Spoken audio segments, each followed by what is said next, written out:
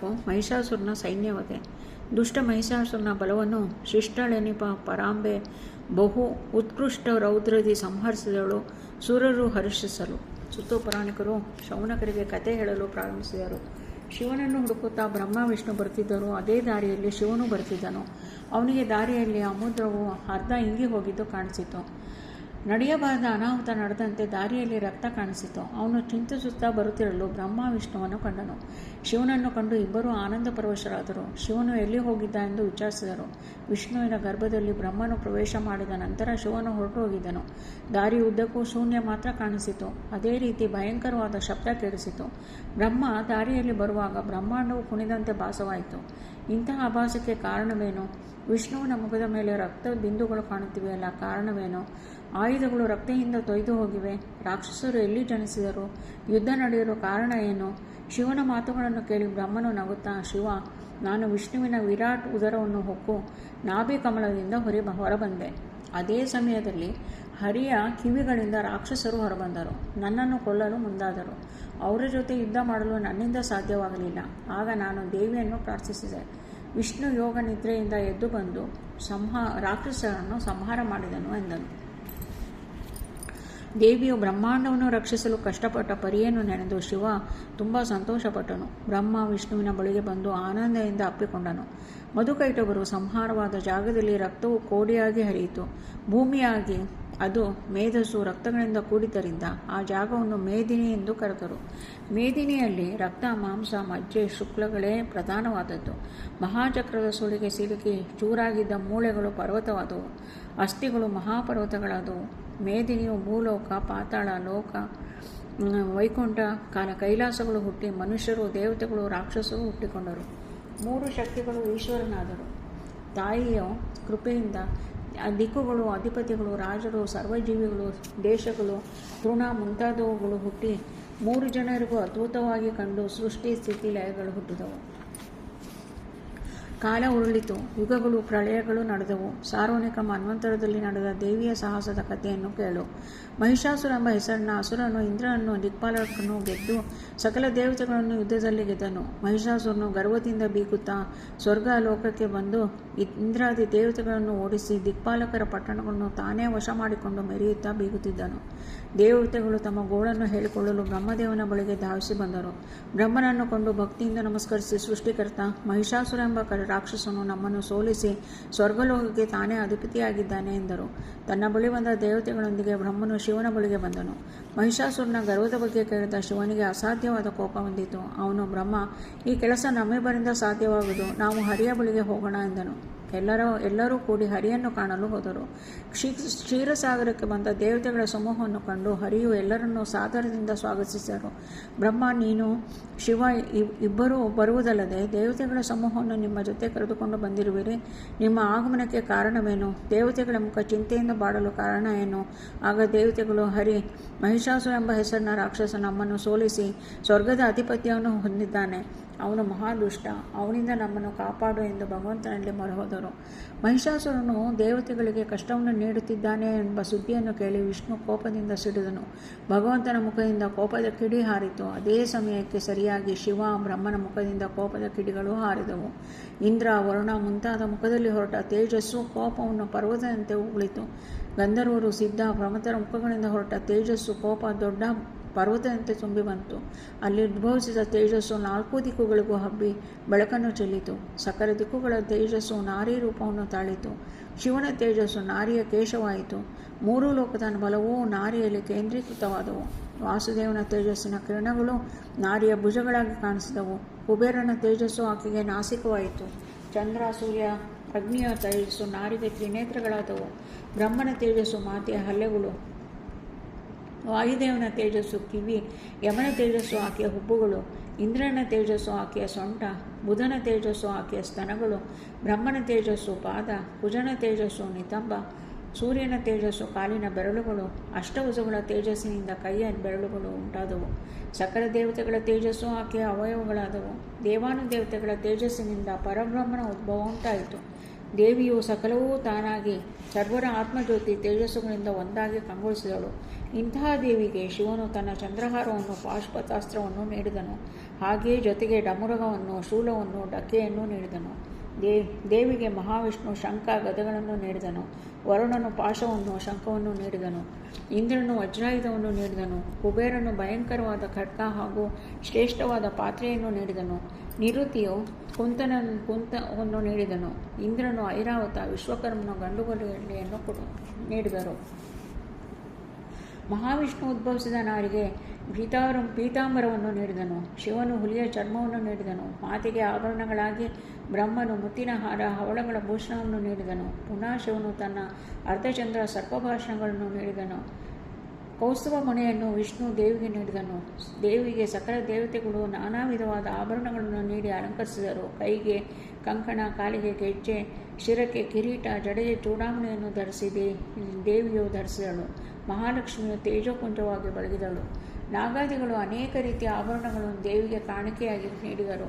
ಆಕೆಯನ್ನು ಅರಿಶಿನ, ಕುಂಕುಮ, ಗಂಧ, ಪುಷ್ಪ, ಮಾಲೆಗಳಿಂದ ಅಲಂಕಾರ ಮಾಡಿದರು. ದೇಹದಲ್ಲಿ ಆಭರಣಗಳ ಜೊತೆ ನಾನಾ ರೀತಿಯ ಆಯುಧಗಳನ್ನು ಧರಿಸಿದಳು. ಆಕೆಯ ಕಣಕಣದಲ್ಲೂ ಸೂರ್ಯನ ಪ್ರಕಾಶ ಹರಡಿತು. ದೇವತೆಗಳು ಯಜ್ಞೋಪವೀತವನ್ನು ಧರಿಸಿ ಪಣಿಗೆ ಅಕ್ಷತೆಯನ್ನು ಹಚ್ಚಿ ದೇವಿಗೆ ಜಯಕಾರವನ್ನು ಮಾಡಿದರು. ಜಯಕಾರ ಹಾಕಿದ ನಂತರ ದೇವಿಗೆ ಮಂಗಳಾರತಿ ಬೆಳಗಿ, ತಾಯಿ, ನೀನು ಮಹಿಷಾಸುರನನ್ನು ಸಂಹಾರ ಮಾಡಿ ನಮ್ಮ ಕಷ್ಟಗಳನ್ನು ನೀಗಿಸು ಎಂದು ಒಕ್ಕರಿನಿಂದ ಬೇಡಿದರು. ಮಾತೆಯು ವಿಜಯದ ಸಾಧನೆಗೆ ಹೊರಟಾಗ ಬೇರೆಗಳು ಮೊಳಗಿದವು. ಸಕಲ ದಿಕ್ಕುಗಳಿಗೂ ಶಬ್ದವು ಕೇಳಿಸಿತು. ಛತ್ರಿ ಚಾಮರಗಳು ಎದ್ದ ಬೀರುಗಳಿಗೆ ಸಿಕ್ಕಿ ಹಾರಾಡಿದವು. ಆಗ ದೇವಿಗೆ ಆವೇಶ ಉಕ್ಕಿ ಬಂತು. ದೇವಿಯು ತನ್ನ ಮನದಲ್ಲಿ ಸಿಂಹವನ್ನು ನೆನೆದಳು. ಕೂಡಲೇ ಸಿಂಹವು ಪ್ರತ್ಯಕ್ಷವಾಯಿತು. ದುಂದುಬಿಗಳ ನಡುವೆ ದೇವಿಯು ಸಿಂಹವನ್ನು ಏರಿದಳು. ಮಾತೆಯು ತನ್ನ ಸಹಸ್ರ ತೋಳುಗಳಲ್ಲಿ ಬಿಲ್ಲುಗಳನ್ನು ಹಿಡಿದು ಕಿವಿಯವರೆಗೆ ಹೆದೆಯನ್ನು ಏರಿಸಿ ಎಳೆದು ಬಿಟ್ಟಳು. ಆ ಶಬ್ದಕ್ಕೆ ಬ್ರಹ್ಮಾಂಡವು ಸಿಂಹವು ಗುಟುರು ಹಾಕಿದಂತೆ ನಡಗಿತು. ಸಹಸ್ರ ಶಂಖಗಳ ಧ್ವನಿಯೂ ಮೊಳಗಿತು. ಹರಿಹರರು ಅಬ್ಬರಿಸಿ ಗರ್ಜನೆಯನ್ನು ಮಾಡಿದರು. ಅನೇಕ ರೀತಿಯ ಶಬ್ದಗಳಿಂದ ಬ್ರಹ್ಮಾಂಡವು ನಡುಗಿತು. ದೇವತೆಗಳು ತಮಗೆ ವಿಜಯವು ಶತಸಿದ್ಧ ಎಂದು ಹರ್ಷಗೊಂಡರು. ದೇವತೆಗಳು ತಾಯಿಯ ಹಿಂದೆ ಹೆಜ್ಜೆ ಹಾಕಿದರು. ಈ ಕಡೆ ಮಹಿಷಾಸುರನ ಗರ್ಭದಿಂದ ದುಷ್ಟ ಪಿಂಡಗಳು ಉದುರಿದವು. ಈ ಎಲ್ಲ ಅಪಶಕನಗಳಿಂದ ಮಹಿಷಾಸುರನು ಆಶ್ಚರ್ಯಚಕಿತನಾದನು. 3 ಲೋಕದಲ್ಲಿಯೂ ತನಗೆ ಶತ್ರುಗಳಿಲ್ಲ. ಸಕಲ ದೇವತೆಗಳನ್ನು ನಾನು ಸೋಲಿಸಿ ರಾಜನಾಗಿ ಮೆರೆಯುತ್ತಿದ್ದೇನೆ. ಅಂತಹದರಲ್ಲಿ ಇಂತಹ ಅಪಶಕುನಗಳಿಗೆ ಕಾರಣ ಏನು ಎಂದು ಚಿಂತಿಸುತ್ತಿರಲು ಅವನ ಮಂತ್ರಿ ಚಕ್ಷುರಾಖ್ಯನು ಅಲ್ಲಿಗೆ ಬಂದನು. ಇಂತಹ ಶಬ್ದಗಳು ಹರ ದೇವತೆಗಳೂ ಮಾಡುತ್ತಿಲ್ಲ, ಇದು ಬೇರೆ ಯಾರೂ ಮಾಡುತ್ತಿದ್ದಾರೆ. ರಾಜ, ಹರ ಮತ್ತು ಹರಿ ಆಗಿದ್ದರೆ ಅವರನ್ನು ಶಿಕ್ಷಿಸಲು ಅಥವಾ ದೇವವನ್ನು ತೆಗೆಯಲು ಎಂದು ಮಂತ್ರಿ ಚಕ್ಷುರಾಜನು ಮಹಿಷನನ್ನು ಕೇಳಿದನು. ಮುನಿಗಳೇ ಕೇಳಿ, ಚಕ್ಷುರಾಜನು ಅತ್ಯಂತ ಪರಾಕ್ರಮಿ, ಮಹಿಷಾಸುರನಷ್ಟೇ ಬಲಶಾಲಿ. ರಾಜನಿಗೆ ಮಂತ್ರಿಯು ಸೇನಾಪತಿಯು ರಾಕ್ಷಸರಲ್ಲಿ ಅತ್ಯಂತ ಬಲಶಾಲಿಯಾದವನು. ಅವನು ದಶದಿಕ್ಕುಗಳಿಗೆ ತನ್ನ ಬಲದಿಂದ ಸೀಳಿದನು. ಬ್ರಹ್ಮ ವಿಷ್ಣುವನ್ನು ತನ್ನ ಶಸ್ತ್ರಗಳಿಂದ ದಿಕ್ಕುಗಾಣದೆ ಮಾಡಿ ಓಡಿಸಿದನು. ಅವನು ಮಹಾಶೂರನು. ಅಂತಹ ವೀರನು ಭಯಂಕರವಾದ ಶಬ್ದ ಬಂದ ಕಡೆಗೆ ಹೊರಟನು. ಅವನು ಯುದ್ಧಕ್ಕೆ ಸನ್ನದ್ಧನಾಗಿಯೇ ಹೊರಟನು. ಸಮುದ್ರವೇ ಅಲ್ಲೋಲ ಕಲ್ಲೋಲವಾಯಿತು. ಅವನ ಹಿಂದೆ ಸಮಸ್ತ ಸೈನ್ಯವೂ ಹೊರಟಿತು. ಕಿರೀಟ ಧರಿಸಿದ ದಳಪತಿಗಳ ಸಂಖ್ಯೆಯೇ ಸಹಸ್ರಾರು ಅಕ್ಷೋಹಿಣಿಗಳು, ಸಹಸ್ರಾರು ಕುದುರೆ, ರಥ, ಪದಾತಿಗಳು ಹಿಂದೆ ಹೊರಟವು. ಮಂತ್ರಿಯ ಸ್ನೇಹಿತ ಬಿಡಾಲ, ಅವನು ತುಂಬ ದುಷ್ಟ. ಅವನ ಬಳಿಗೆ 600 ಅಕ್ಷೋಹಿಣಿ ಸೈನ್ಯ ಇತ್ತು.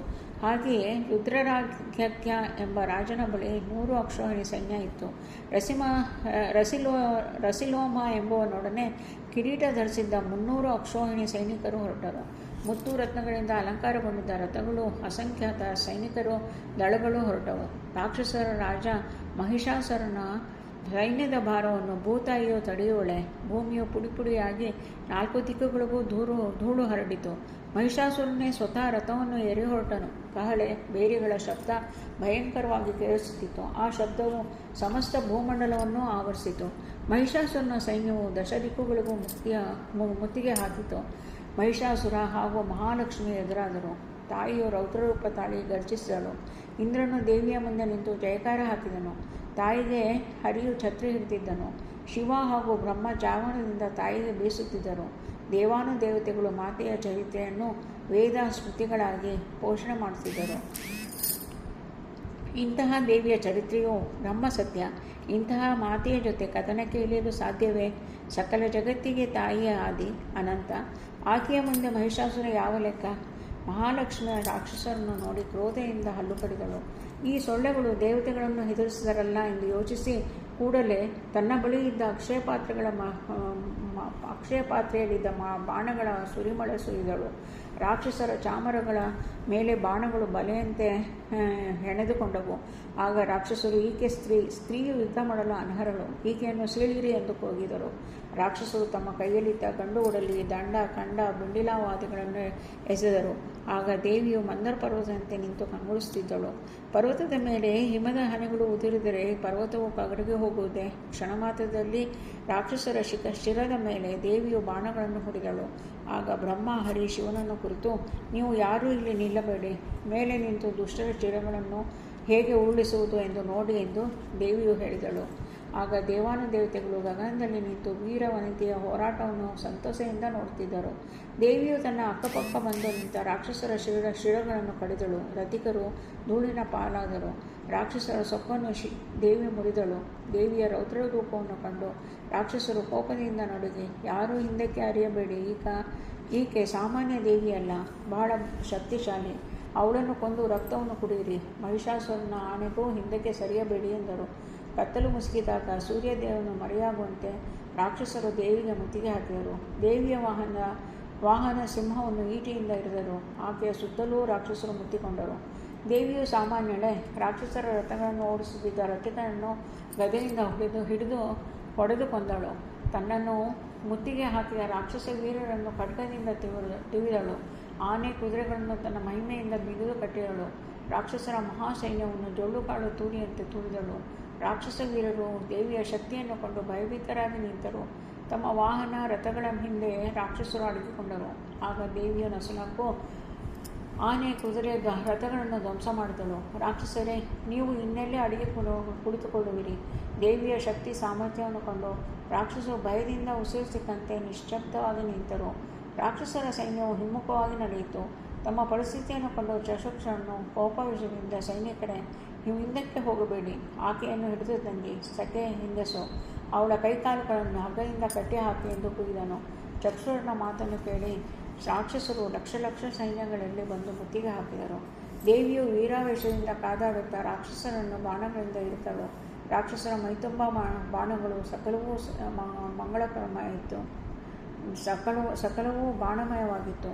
ರಾಕ್ಷಸರಲ್ಲಿ ವೀರಾದಿವೀರಗಳು ಹೆಣಗಳ ಮೇಲೆ ನಡೆದು ಬಂದು ರೋಷದಿಂದ ದೇವಿಯನ್ನು ಮುತ್ತಿಗೆ ಹಾಕಿದರು. ದೇವಿಯು ಹೆದರುವಳೆ. ಆಕೆಯು ಅಂಜದೆ, ಅಳುಕದೆ, ಹರ್ಷಚಿತ್ತಳಾಗಿ ರಾಕ್ಷಸರ ಶಿರಗಳನ್ನು ಕಡಿದಳು. ರಾಕ್ಷಸರ ರಕ್ತವು ನದಿಯಂತೆ ಹರಿದು ಬಂತು. ದೇವಿಯು ಉನ್ಮಾದಿನಿಯಾಗಿ ರಥ, ಆನೆ, ಕುದುರೆ, ಖಡ್ಗ, ಪರಶು ಮುಂತಾದವುಗಳು ನಾಶವಾದವು. ರಕ್ತವು ನದಿಯಂತೆ ಹರಿದು ಸಾಗರವನ್ನು ಸೇರಿತು. ಆ ರಕ್ತದ ಸಾಗರದಲ್ಲಿ ಸಮಸ್ತ ರಾಜ್ಯವು ಸಮಸ್ತ ಸೈನ್ಯವೂ ಕೊಚ್ಚಿ ಹೋಯಿತು. ಕರಳು, ಕಾಲು, ಕೈಕಾಲುಗಳು ಚೆಲ್ಲಾಪಿಲ್ಲಿಯಾಗಿ ಬಿದ್ದವು. ರಾಕ್ಷಸರ ರಕ್ತವು ಭೂಮಿಯ ಮೇಲೆ ಓಪಳಿ ಆಡಿತು. ಆನೆ, ಕುದುರೆ, ಹರಿಯುತ್ತಿರುವ ರಕ್ತ, ಮಾಂಸ, ಮಜ್ಜೆ ಯುದ್ಧ ಭೂಮಿಯ ಮುಂದೆ ಹರಡಿತು. ಕೋಟಿ ಸಂಖ್ಯೆಯಲ್ಲಿ ಜೀವರಾಶಿಗಳು ಬಿದ್ದಿತು. ಕೊಂದ ಮಹಾದೇವಿ ಲೆಕ್ಕ ಹಾಕಲಿಲ್ಲ. ಆಕೆ ದೇವತೆಗಳನ್ನು ಕಷ್ಟಕ್ಕೆ ಸಿಲುಕಿಸಿ ರಾಕ್ಷಸರನ್ನು ನಿರ್ನಾಮ ಮಾಡಲು ಬಂದು ನಿಂತಿರುವ ಆದಿಶಕ್ತಿಯಂತೆ ಗೋಚರಿಸಿದಳು. ರಾಕ್ಷಸರು ತಮ್ಮ ಪಿತೃಗಳಿಗೆ ಭೂತಗಳಾಗಿ ಪಿಂಡವನ್ನು ನೀಡಿದರು. ಹಾಗೆಯೇ ಶ್ರಾದ್ದ ಕರ್ಮಗಳನ್ನು ಮಾಡಿದರು. ಶುದ್ಧ ಭೂಮಿಯಲ್ಲಿ ಶಿರವೇ ಪಾತ್ರೆ, ರಕ್ತವೇ ಅಜ್ಯವಾಗಿ ಹೋಯಿತು. ಮಾಂಸಗಳು ಪಿಂಡಗಳಂತೆ ಗೋಚರಿಸಿ ನರಗಳು ದರ್ಬೆಯಾಗಿ ಮಾರ್ಪಟ್ಟವು. ಭೂತಗಳು ಸಂಭ್ರಮದಿಂದ ದೇವಿಯ ಸುತ್ತ ತಿರುಗುತ್ತಾ ಜಯಕಾರ ಹಾಕಿದವು. ಭೂತಗಳೇ ಮಲದುವೆ ಶ್ರಾದ್ದಗಳನ್ನು ಮಾಡಿದವು. ದೇವತೆಗಳು ದೇವಿಯನ್ನು ಸ್ತುತಿಸುತ್ತಾ, ತಾಯಿ ಜಯವಾಗಲಿ ಮಹಾಲಕ್ಷ್ಮಿ, ನೀನು ಸಕಲ ದೇವತೆಗಳಿಗೆ ಜಯಲಕ್ಷ್ಮಿ, ನಿನಗೆ ನಮ್ಮ ನಮಸ್ಕಾರ ಎಂದು ಹಾಡಿ ಹೊಗಳಿದರು. ಇಲ್ಲಿಗೆ ಮಹಿಷಾಸುರ ವಧೆ ಎಂಬ 4th ಅಧ್ಯಾಯವು ಸಂಪೂರ್ಣವಾಯಿತು.